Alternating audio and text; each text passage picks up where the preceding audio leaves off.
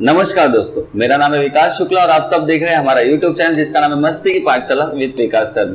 एक बार फिर से आप सबका स्वागत है। आज हम सब ग्रेविटेशन का 7th यानी कि लास्ट पार्ट देखने वाले इस टॉपिक का, जो महाराष्ट्र स्टेट बोर्ड के साइंस 1 का टॉपिक है। वेरी फर्स्ट टॉपिक है ग्रेविटेशन। आज इसका लास्ट पार्ट हम लोग देखने वाले।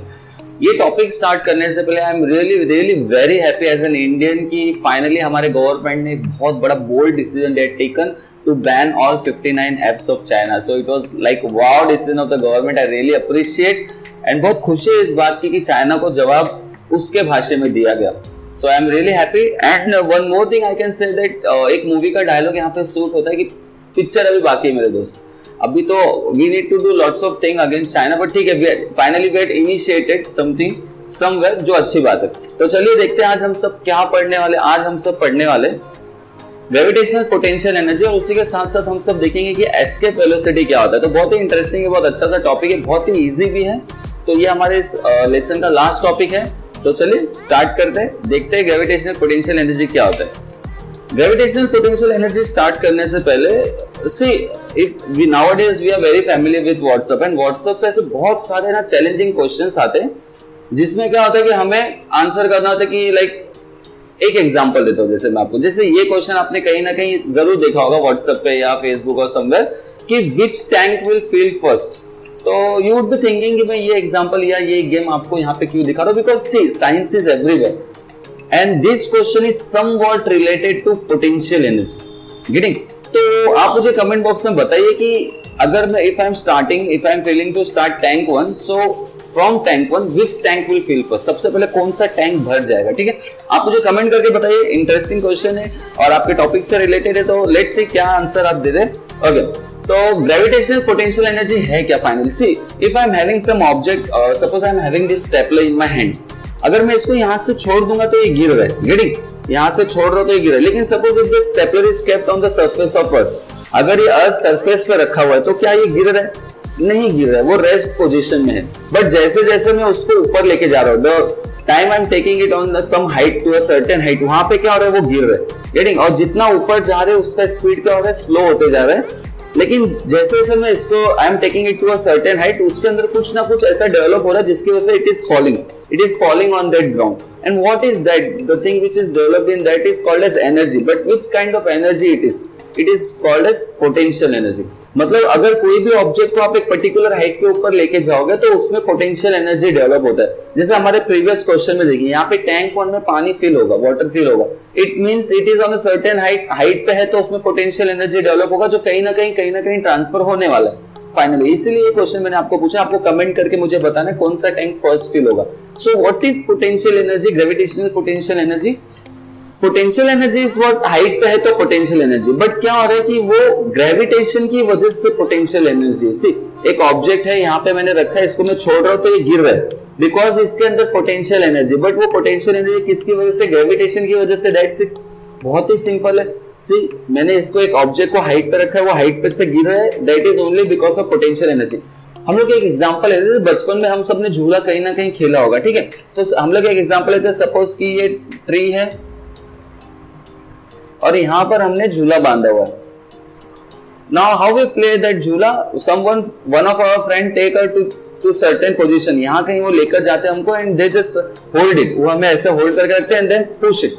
तो वो हमें पुश करते हैं. So what happened that suppose you are at position A, after some time you will go at position B. Getting? Correct है, आप पोजीशन बी पे चले जाओगे. तो why you are going to position B, क्यों हो रहा है? तो समवन विल से कि चलो ठीक है, यहाँ से उसने पुश किया इसलिए वो पोजीशन बी पे चले गए. But do you remain at position P for ever? No ना, we will come back again. हम वापस आते. क्यों वापस आते? बिकॉज जैसे ही आप पोजीशन बी के ऊपर जाते हो, यहाँ पे क्या हो रहा है, see there is you are getting some height. आपको कुछ हाइट मिल रहा है और हाइट मिल रहा है, आपको थोड़ा सा पोजीशन मिल रहा है, उसके वजह से आपके अंदर एक एनर्जी डेवलप हो रहा है and that energy is called as what, potential energy. मतलब बिकॉज ऑफ हाइट, क्योंकि आप ऊपर जा रहे हो, ऊपर जाने की वजह से क्या हो रहा है, आपके अंदर एक एनर्जी स्टोर हो रहा है जिसको हम पोटेंशियल एनर्जी बोलते हैं. अब पोटेंशियल एनर्जी की वजह से क्या हो रहा है, you are coming back to position A. ठीक है, फिर ए पे आने के बाद again you are at top, again you are at the top. So again height की वजह से क्या हो रहा है, वहां पे पोटेंशियल एनर्जी डेवलप हो रहा है और फिर आप नीचे आ रहे हो. So again at position A what is developing, you are getting potential energy. यहाँ पे पोटेंशियल एनर्जी डेवलप हो रहा है. Why I took this example of swing? Because ये एक ऐसा example है जिसमें potential and kinetic energy both are present at the same time. See, जब आप ऊपर होते हो तो आपके position की वजह से you are getting that motion, that is because of potential energy. लेकिन whenever you are in motion, that is what kinetic energy. बहुत सिंपल है. अगर आपको हाइट की वजह से एनर्जी मिल रहा है that is potential energy, but आपको मोशन की वजह से एनर्जी मिल रहा है that is what kinetic energy. So what you are doing finally you are in potential energy, that potential energy got converted into kinetic energy, and again after reaching it position B, that kinetic energy got converted into potential energy. तो बहुत ही easy है. तो यही potential energy हम लोग किससे relate कर रहे हैं? ग्रेविटेशन से. इसलिए इसको बोला गया है ग्रेविटेशनल पोटेंशियल एनर्जी. बहुत सिंपल सा एग्जांपल है. लाइक फॉर एग्जांपल आपने सेकंड फ्लोर से बॉल को ड्रॉप किया. आपके पास एक बॉल है, आपने उस बॉल को सेकंड फ्लोर से ड्रॉप किया तो नीचे जा रहा है. That is because of gravity. But उस हाइट की वजह से उसके अंदर एक एनर्जी डेवलप हो गया and that is what potential energy. So gravitation and potential energy combinely they are called as what? Gravitational potential energy. तो यहाँ पे दिया हुआ है the energy stored in an object because of its position और state is called as what? Potential energy. आगे देखते क्या दिया. The energy is relative and increases as we go at greater heights from the surface of Earth.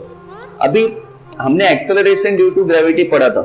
Acceleration due to gravity में क्या होता है? जैसे जैसे हम ऊपर जाएंगे acceleration reduce होता है. But potential energy क्या होगा? बढ़ेगा. आप जितना ज्यादा ऊपर लेके जाओगे स्विंग को, झूले को, वो उतना ज्यादा रिटर्न आएगा. Getting? तो potential energy is somewhat directly proportional to what? Height. If the height of an object is too much, the potential energy developed will also be a greater as compared to the normal one. Getting? तो जितना ज्यादा height होगा उतना ज्यादा potential energy उस object के अंदर develop होगा. दोनों ही रिलेटिव है. आगे बढ़ते हम लोग. We had assumed that potential energy of an object of mass m at a height h from the ground is mgh and on the ground it is 0. ये चीज हमने पहले डिस्कस की. अगर एक ऑब्जेक्ट ग्राउंड के ऊपर है तो वो कहीं नहीं जा रहा है, वो रेस्ट पे ही रहेगा. उसके अंदर कोई पोटेंशियल एनर्जी डेवलप नहीं हो रहा है, इसीलिए उसका वैल्यू क्या है? It will remain 0. If the object is on the ground potential energy will remain 0. लेकिन जैसे जैसे आप उसको हाइट पे लेके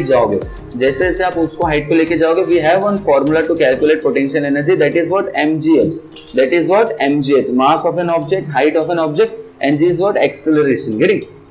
तो इस फॉर्मूले से हम लोग पोटेंशियल एनर्जी को इजीली फाइंड आउट कर सकते हैं. चलिए देखते हैं आगे और क्या दिया है. When h is small as compared to the radius of Earth, we can assume g to be constant and can use the above formula. Like see, हम सबको पता है कि the radius of Earth is too big, है ना? 6400 kilometre है radius of Earth. तो suppose कोई ऑब्जेक्ट है जो लाइक 100 मीटर पे है या फिर 200 मीटर पे है एट अ सर्टेन हाइट, तो ज्यादा कोई फर्क पड़ने वाला नहीं है डिस्टेंस को from the centre. So what we can do, we can use this formula to find the potential energy of an object. लेकिन क्या होगा अगर वो ऑब्जेक्ट का हाइट बहुत ज्यादा होगा या फिर इंफिनिटी होगा? सी, इंफिनिटी होना इज लाइक हाईली इम्पॉसिबल. ये सब सिर्फ वर्चुअल बात है, but we are trying to understand क्या होगा अगर उस ऑब्जेक्ट का हाइट इंफिनिटी होगा. तो मतलब see the radius of earth is 6400 kilometre, उससे 150 metre. if it is up and down so it will not matter a lot. लेकिन अगर हाइट इंफिनिटी होगा तो क्या होगा? तो चलिए चेक करते हैं हम लोग क्या होगा. What will be the difference on potential energy. So let's check it out. देखते हैं हम लोग. But for the large value of h the value of g decreases with increase in height. अब ये चीज है कि कैसे डिक्रीज होता है, हमने ऑलरेडी देखा हुआ, इसके ऊपर वीडियो बनाया था. Will not go in detail. See, जैसे जैसे ऑब्जेक्ट अर्थ से ऊपर जाएगा तो उसका क्या होगा? Acceleration due to gravity will goes on decreasing. मतलब h जैसे जैसे बढ़ेगा g क्या होगा? g का value will goes on decreasing. मतलब कहीं ना कहीं एक ऐसा हाइट आएगा, एक ऐसा डिस्टेंस आएगा जहां पर h का ऐसा कोई वैल्यू होगा जहां पे g क्या हो जाएगा? 0 हो जाएगा. g will be 0. अब g 0 कब होगा? जब वो हाइट बहुत ज्यादा होगा. बहुत ज्यादा in the sense you can imagine कि इंफिनिटी होगा. मतलब कोई ऑब्जेक्ट अर्थ ग्रेविटेशन के पार होके इट गोज टू इंफिनिटी, तब जाके वहां पे क्या होगा? वहां पे ग्रेविटी नहीं होगा. ग्रेविटी नहीं होगा तो ग्रेविटेशन का एक्सेलरेशन नहीं होगा. अब एक्सेलरेशन नहीं होगा तो ऑब्जेक्ट रेस्ट में होगा. मतलब at an infinity distance from the earth, अगर कोई ऑब्जेक्ट है जो अर्थ से इंफिनिटी के डिस्टेंस पे चले गए, बहुत दूर चले गए, एक ऑब्जेक्ट है यहाँ पे जो इंफिनिटी के डिस्टेंस पे चले गए, तो वहां पे क्या होगा? h बहुत ज्यादा होगा, लेकिन g, स्मॉल g जो है एक्सेलरेशन है वो 0 हो जाएगा. वहां पे रेस्ट में हो जाएगा ऑब्जेक्ट, अगर ऑब्जेक्ट रेस्ट में है तो वहां पे काइनेटिक एनर्जी भी जीरो हो जाएगा। गेटिंग? तो ये चीज है, ये हमें आगे भी काम आने वाला है ये कंसेप्ट। चलिए आगे बढ़ते हैं, और क्या दिया है देखते हैं हम लोग। For an object at infinity distance from the earth, अभी हमने जस्ट डिस्कस किया, the value of small G is what, zero. अगर ऑब्जेक्ट बहुत ज्यादा दूर चले जाते हैं, हमने पढ़ा ना अभी, हम ये चीज अच्छे से जानते हैं कि जैसे जैसे ऑब्जेक्ट ऊपर जा रहे हैं एक्सेलरेशन ड्यू टू ग्रेविटी कम हो रहा है, मतलब जितना ऊपर जाएगा उतना कम होगा। तो अगर ऑब्जेक्ट इनफाइनाइट डिस्टेंस पे चले जाएगा तो डेफिनेटली जी का वैल्यू क्या हो जाएगा, जीरो हो जाएगा। अर्थ gravitational force does not act on the object, तो अगर वो इंफिनिटी पे चलेगा तो वहां पे अर्थ का ग्रेविटेशनल फोर्स नहीं लगेगा। So it is more appropriate to assume the value of potential energy to be zero there, मतलब वहां पे क्या हो रहा है, पोटेंशियल एनर्जी भी जीरो हो जाएगा और काइनेटिक एनर्जी भी जीरो हो जाएगा। बिकॉज काइनेटिक एनर्जी क्यों जीरो हो जाएगा, पोटेंशियल एनर्जी क्यों जीरो हो जाएगा, इसको हम अभी आगे देखने वाले एस्केप वेलोसिटी के इसमें, ठीक है, वो भी देखेंगे इन डिटेल। आगे बढ़ते हैं हम लोग। क्या दिया, थर्स फॉर स्मॉलर डिस्टेंस, अगर छोटा सा हाइट है, हाइट बहुत स्मॉल है, the potential energy is less than zero, I it is negative. Now the question is potential energy क्यों नेगेटिव है। अभी देखिए पोटेंशियल एनर्जी कब डेवलप होता है, सपोज हमारा अर्थ है तो पोटेंशियल एनर्जी कब डेवलप होगा, when the object is going vertically upward, जैसे जैसे उसको हाइट मिलते जाएगा तो उसमें पोटेंशियल एनर्जी डेवलप होगा। नाउ सी, अब हमने एक्सेलरेशन के केस में ये चीज पढ़ा था, गेटिंग, हमने एक्सेलरेशन के केस में पढ़ा था, फ्री फॉल के केस में भी पढ़ा था हमने, है ना। तो उसमें क्या होता है कि अभी हम लोग क्या कर रहे हैं, ऑब्जेक्ट को we are taking in the opposite direction. पहले क्या हो रहा था, अगर मैंने इस स्टेपलर को यहाँ पे ड्रॉप किया तो it is coming toward the centre of the circle, वो डायरेक्शन क्या है उसका, toward the centre of the circle. अगर ऑब्जेक्ट नीचे आ रहा है toward the centre of the circle तो फोर्स के ही डायरेक्शन में जा रहा है तो वो पॉजिटिव होगा। गेटिंग, वो फोर्स के ही डायरेक्शन में जा रहा है तो वो पॉजिटिव होगा। But to develop potential energy, अभी ये स्टेपलर रेस्ट में, suppose my hand is what, the surface of earth और उसके ऊपर ये स्टेपलर है, तो now it is in rest. अब ये रेस्ट में है तो इसमें पोटेंशियल एनर्जी डेवलप ही नहीं होगा। To develop potential energy we have to take it to a certain height. अब हाइट पे लेके जा रहे, it means what we are doing, we are going against the direction of force, मतलब direction of force is directed toward the centre of the earth, but what we are doing, we are going against the direction of the force, that's why, that is the reason potential energy is negative. Getting, बहुत simple सा एक reason है कि potential energy negative क्यों होता है। Okay, तो अगर हाइट बहुत छोटा सा है तो पोटेंशियल एनर्जी नेगेटिव होगा। अगर हाइट इनफाइनाइट है, अगर बहुत ज्यादा दूर चले गए, एक ऑब्जेक्ट जाते जाते बहुत ज्यादा दूर चले गए, इन्फिनिटी डिस्टेंस पे चले गया है, तब वहां पे पोटेंशियल एनर्जी क्या होगा, जीरो होगा। अब ये इनफाइनाइट डिस्टेंस पे जा कैसे सकता, अभी ये भी हम लोग अभी देखने वाले एस्केप वेलोसिटी के एग्जांपल में, ठीक है। चलिए आगे बढ़ते हैं, हम लोग क्या दिया है, when an object is at a height as from the surface of earth, its potential energy is minus g capital M small m upon r plus h, here m and r are the earth mass and radius respectively। अब ये question उठता होगा हम दिमाग में बच्चों के कि how does this formula derive, ये फॉर्मूला आया कैसे पता चला कि ये पोटेंशियल डिफरेंस का फॉर्मूला है। तो पोटेंशियल डिफरेंस का फॉर्मूला सी, इसका कंप्लीट डिस्क्रिप्शन हाईएस्ट स्टैंडर्ड्स में, लेकिन I am just trying to tell you कि ये फॉर्मूला कैसे डिराइव, एक सिंपल कंसेप्ट में समझाने की कोशिश करता हूँ। सपोज ये अर्थ है, ठीक है, तो अर्थ से I am taking some work object over here, मैं एक ऑब्जेक्ट को यहां तक लेके जा रहा हूँ, मतलब I am doing some work. Getting, एक ऑब्जेक्ट को एक सर्टेन हाइट पे, स्टेपलर है, स्टेपलर को ऊपर लेके जाने के लिए मुझे कुछ ना कुछ, I have to do some work, मुझे कुछ वर्क डन करना पड़ेगा, है ना। एंड वो वर्क डन को हम लोग क्या ले रहे हैं, it is somewhat related to the force, तो वो वर्क डन को हम लोग ले रहे हैं capital G capital M small m upon R, and R means what, the radius of earth, R means what, the radius of earth. लेकिन हम लोग रेडियस ऑफ अर्थ पे तो है नहीं, हम उसके भी ऊपर जा रहे हैं, we are travelling to some more distance, जिसको हम लोग क्या ले रहे हैं, h, इसलिए यहाँ पे क्या लिखा है R प्लस h। गेटिंग, ये क्या है, वर्क डन का फॉर्मूला, मतलब इतना वर्क डन हमें करना पड़ेगा to take one object to a certain height. अब यहाँ पे क्या हो रहा है, जितना वर्क डन हम कर रहे हैं उतना ज्यादा पोटेंशियल एनर्जी उसमें डेवलप हो रहा है। मतलब मैंने थोड़ा सा वर्क किया तो थोड़ा ही ऊपर आया, थोड़ा और वर्क किया तो इसका हाइट थोड़ा और इंक्रीज हुआ। If I am doing some more work it will go to some more certain height. Getting, मतलब जितना हम वर्क डन करेंगे उतना ज्यादा पोटेंशियल एनर्जी उसमें डेवलप होगा। मतलब कहीं ना कहीं work done is related to what, potential energy. मतलब मेरे वर्क डन का फॉर्मूला ये है तो मेरे पोटेंशियल एनर्जी का फॉर्मूला भी यही हो जाएगा। Getting G capital M small m upon R plus N, and why it is negative as I told you earlier, because we are going against the direction of force। तो बहुत simple है, तो अगर height है, किसी object है, उसका height है, वो पर्टिकुलर हाइट पे है, तो हम लोग उसका पोटेंशियल एनर्जी कैसे फाइंड कर सकते हैं? By using this formula, that is minus capital G capital M small m upon r plus s। Please we have to learn this formula because ये फॉर्मूला एस्केप वेलोसिटी के concept में भी use होने वाला है। ओके, आई होप आपको ये समझ में आ गया होगा, बहुत ही इजी था ये। आगे बढ़ते हैं हम लोग escape velocity. Now what is escape velocity? Escape मतलब भाग जाना, है ना। जैसे रिले रेस होता है, रिले रेस, तो वहां पे क्या होता है, we have to get that rod जैसा होता है ना छोटा सा, वो लेके हमें भागना होता है। We have to escape as soon as possible. Okay, तो यहाँ पे क्या होता है, जैसे मैं कोई ऑब्जेक्ट को ऊपर फेंक रहा हूँ, मैंने अभी इसको फेंका, थोड़ा सा ऊपर गया, I am using some more force, तो थोड़ा और ऊपर जाएगा। मैं थोड़ा और ज्यादा फोर्स लगा के फेंक रहा हूँ, तो ये थोड़ा और ऊपर जा रहा है, नहीं? मतलब हाइट किसके ऊपर डिपेंड करता है? On which factor does the height of that object depend?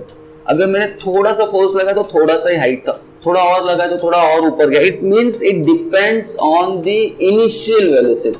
Now what is initial velocity? Velocity मतलब तो आपको पता ही, you can relate it to speed also, मतलब ऑब्जेक्ट के स्पीड से भी। लेकिन इनिशियल मींस व्हाट? स्टार्टिंग। मतलब आप स्टार्टिंग में जितना स्पीड उसको देंगे आप उस ऑब्जेक्ट को, उसके ऊपर डिपेंड करेगा कि वो ऑब्जेक्ट कितने हाइट पे जाएगा। ठीक है, एक कहावत है, I don't remember it exactly, कि एक पत्थर तो तबियत से फेंको आसमान में भी छेद हो जाएगा। मतलब इज इट सीरियसली पॉसिबल? मतलब practically if you are thinking तो ऐसा कुछ पॉसिबल नहीं, but scientifically yes it is possible. आप ऐसा कुछ ऑब्जेक्ट थ्रो कर सकते हो कि वो पार हो जाए, मतलब अर्थ ग्रेविटेशन फील्ड के ही पार हो जाए। बहुत सिंपल है, अगर मैं किसी ऑब्जेक्ट को फेंक रहा हूं, अगर मैं किसी ऑब्जेक्ट को ऊपर फेंकता हूं, तो what will happen? It will start going in upward direction, but after some time, कुछ देर बाद क्या होगा, उसकी स्पीड वेलोसिटी एकदम खत्म हो जाएगी and it will fall back again on the अर्थ, है ना। मतलब क्या हो रहा है कि हम किसी ऑब्जेक्ट को फेंक रहे हैं, तो थोड़ी देर बाद उसकी स्पीड एकदम खत्म हो रही है, वेलोसिटी जीरो हो जा रहा है और वो वापस ग्राउंड पे आ रहा है। बट क्या ऐसा पॉसिबल है कि मैं इतना ज्यादा इनिशियल वेलोसिटी के साथ उसको थ्रो करूं कि वो ग्रेविटेशन फील्ड पे ही पार कर जाए? एंड वंस अगर वो ग्रेविटेशन फील्ड को पार कर जाता है, अगर कोई ऑब्जेक्ट ग्रेविटेशनल फील्ड को पार कर जाता है, तो क्या वो वापस आएगा? Why this? मैंने इस पेपर टेप को फेंका जब ऊपर, तो वो नीचे क्यों आ रहा है? Because it is under gravitational field. अभी भी ये ग्रेविटेशनल फील्ड के अंडर में ही है। लेकिन अगर कोई ऑब्जेक्ट ग्रेविटेशनल फील्ड को पार कर जाए, so is it possible for that object to come back again on the earth? क्या ये पॉसिबल है?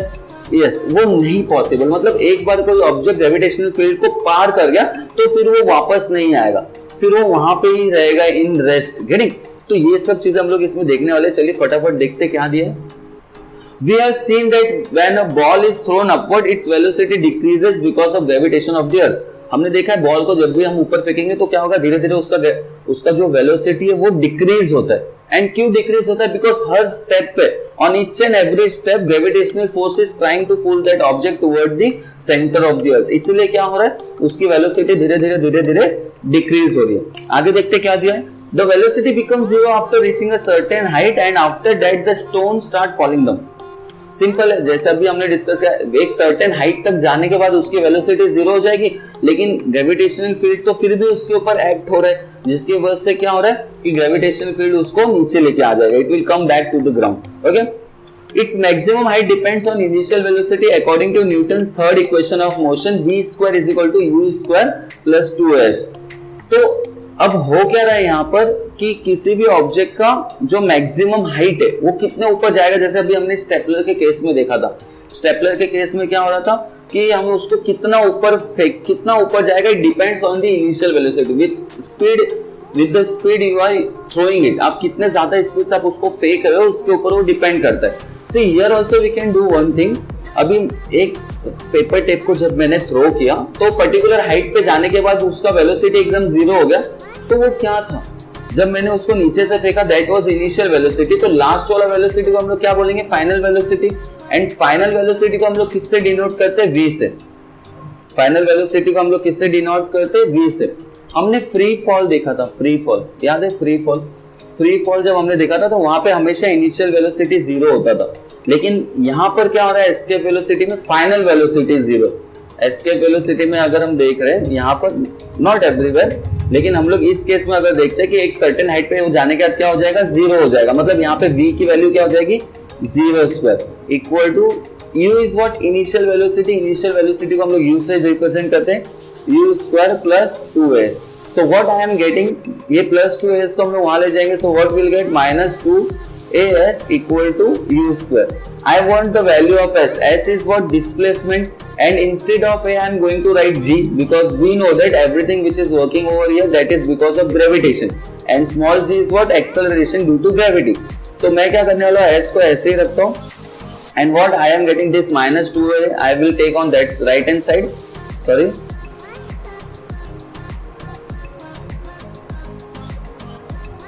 तो s को हम लोग ऐसे ही रखते हैं और हम लोग क्या करेंगे, माइनस 2a को will take on right hand side. तो यहाँ पे हम लोग के पास पहले से u स्क्वायर है, see this 2a is getting multiplied with s on the left hand side so it will go on right hand side, it will become divide। so यहाँ पे क्या हो जाएगा, यहाँ पे will get 2a and this minus will come here, है ना। तो हम लोग को कहीं ना कहीं ये चीज मिल रहा है, मतलब displacement is what, displacement is directly proportional to u। आप देख सकते हैं यहाँ पे displacement s is directly proportional to u square मतलब डिस्प्लेसमेंट मतलब डिस्टेंस किसके ऊपर डिपेंड करता है, initial velocity. u means what, initial velocity, मतलब आपका ऑब्जेक्ट कितने हाइट पे जाएगा ये किससे डिपेंड करता है, इनिशियल वेलोसिटी के ऊपर। ठीक है, तो आप अगर आप ज्यादा इनिशियल वेलोसिटी के साथ ऑब्जेक्ट को थ्रो करेंगे तो वो ज्यादा डिस्टेंस कवर करेगा, अगर आप कम इनिशियल वेलोसिटी के साथ ऑब्जेक्ट को थ्रो करेंगे तो वो कम डिस्टेंस कवर करेगा। चलिए आगे देखते हैं और क्या दिया है। ठीक है, if we keep increasing the initial velocity of a ball, अगर हम बॉल की इनिशियल वेलोसिटी को बढ़ाते जाए then at a certain limit एक ऐसा टाइम आएगा जब क्या होगा कि वो इनिशियल वेलोसिटी इतनी ज्यादा हो जाएगी that our ball will skip this gravitational field. वो जो बॉल है वो इतना डिस्टेंस कवर करेगा कि वो इस ग्रेविटेशनल फील्ड को स्किप करके बाहर चले जाएगा, एंड दैट वेलोसिटी, वो वेलोसिटी जब वो बॉल ग्रेविटेशनल फील्ड को स्किप करके ऊपर चले जाएगा, that velocity is called as what, escape velocity. तब हम उसको क्या बोलते हैं, एस्केप वेलोसिटी। गेटिंग, यहाँ पे दिया हुआ है, it is given the ball is able to overcome the downward pull by the earth and can escape the earth forever and will not fall back on the earth. This velocity is called as what, escape velocity। As I told you earlier, नाम में ही answer है। escape velocity मतलब क्या, जब आपका initial velocity इतना ज्यादा हो कि आप when you are throwing the ball, that ball will cover such a great distance that it will escape that gravitational field and then that velocity is called as what, escape velocity। बहुत ही simple था। चलिए आगे बढ़ते हैं, हम लोग क्या दिए हैं, we can determine its value by using the laws of conservation of energy as follow। अभी हम लोग escape velocity का वैल्यू भी फाइंड आउट कर सकते हैं, कमाल है ना। और इसमें कौन सा फॉर्मूला हम लोग यूज करेंगे, कौन सा technique, that is laws of conservation of energy. अब laws of conservation of energy मतलब क्या, energy in the universe will remain constant, है ना, वो कांस्टेंट रहता है। मतलब total energy, if I am taking total energy को if I am taking E तो it will remain constant forever. और हमको पता है कि टोटल एनर्जी कैसे आता है, kinetic energy plus potential energy. ठीक है, to solve this equation will take two examples, two situation. हम लोग दो अलग अलग सिचुएशंस लेते हैं। एक सिचुएशन क्या होता है कि ऑन द सरफेस ऑफ अर्थ, ठीक है, और एक हम लोग लेते हैं एट इनफाइनाइट डिस्टेंस।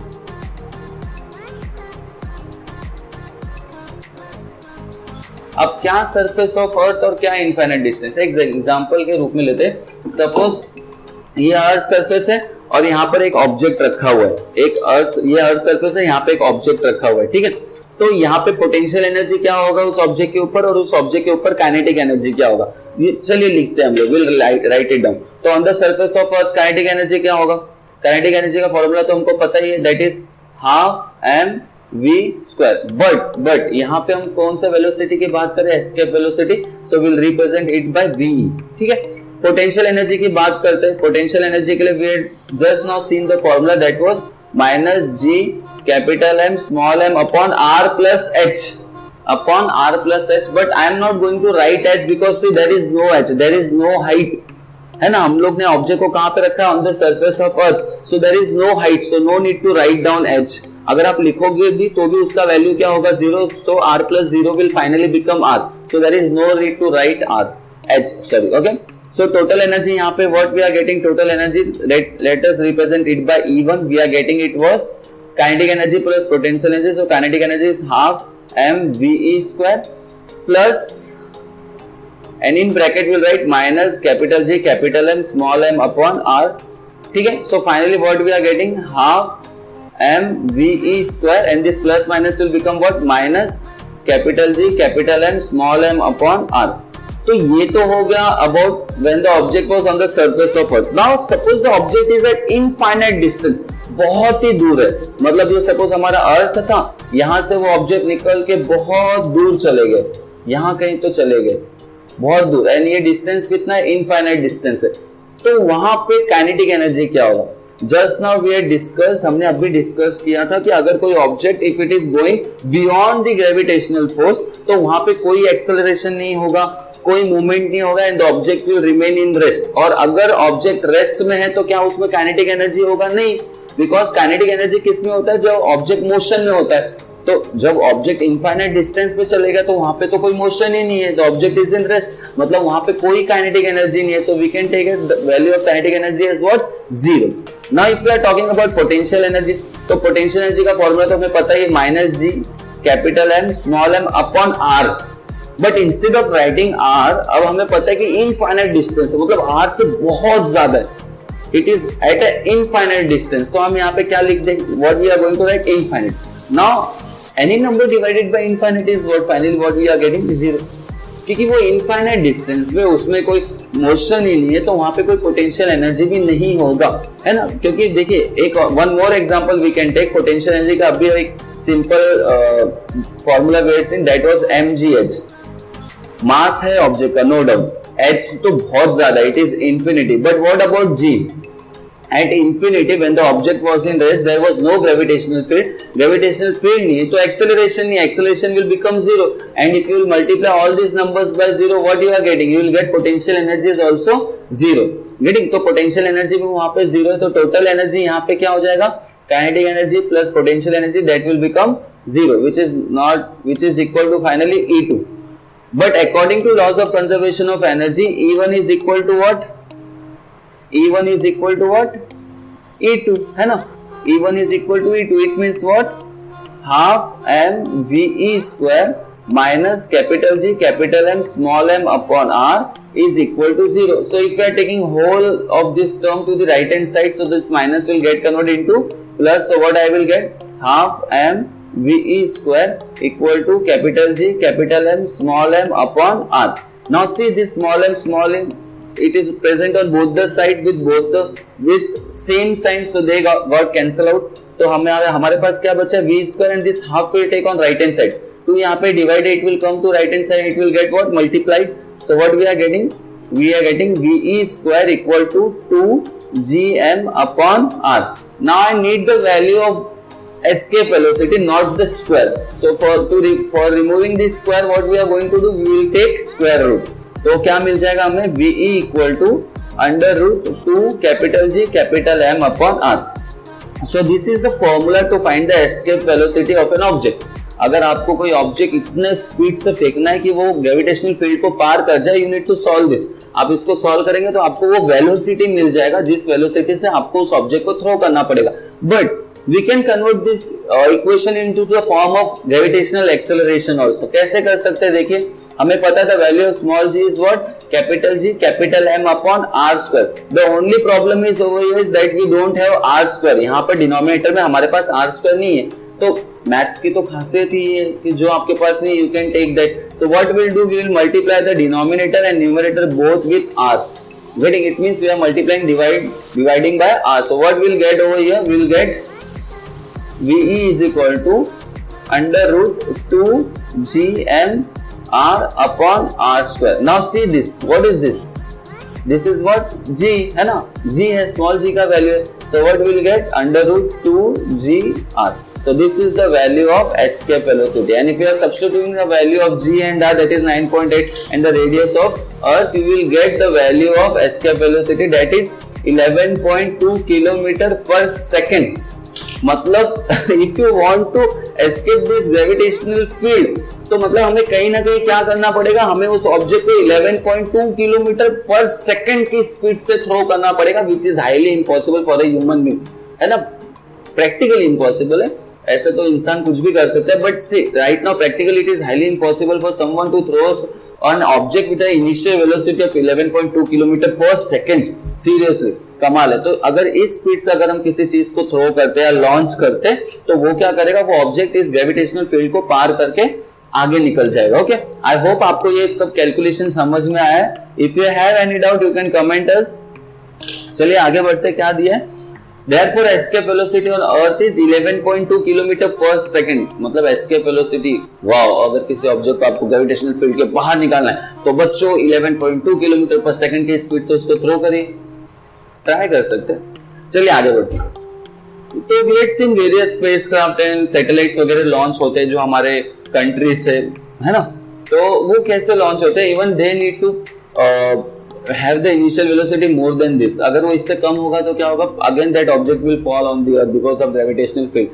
तो जो भी ऑब्जेक्ट है उसको अर्थ का ग्रेविटेशनल फील्ड ओवरकम करने के लिए they have to have that initial velocity more than 11.2 kilometre per second. Okay, आगे बढ़ते हम लोग।